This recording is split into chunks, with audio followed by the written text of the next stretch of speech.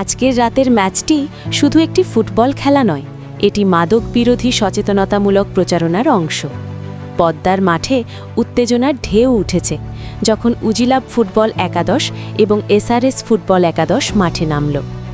আকন্দ foundation সমাজে মাদক বিরোধী প্রচারণা চালিয়ে যাচ্ছে এবং আজকের ম্যাচে তারা সমর্থন দিচ্ছে উজিলাব এবং এসআরএস একাদশকে।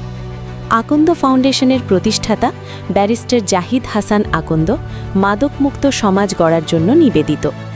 এই ম্যাচটি শুধুমাত্র ফুটবল নয়, বরং আমাদের যুব সমাজের মাদক থেকে দূরে থাকার বার্তা দিচ্ছে। উজিলাব ফুটবল একাদশ এবং এসআরএস ফুটবল একাদশ দুটি দলই তাদের সেরাটা দেবার জন্য প্রস্তুত। এখন খেলা শুরু হয়েছে এবং উত্তেজনা দিন দিন বেড়ে চলছে। দলের খেলোয়াড়রা একে অপরকে সহযোগিতা করছে এবং মাদকমুক্ত সমাজের পক্ষে তাদের বার্তা প্রকাশ করছে।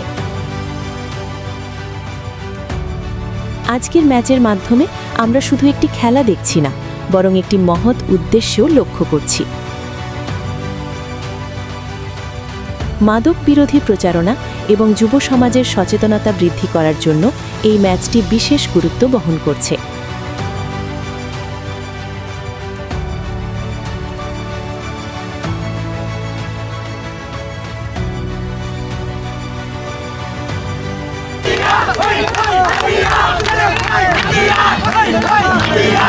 Yeah!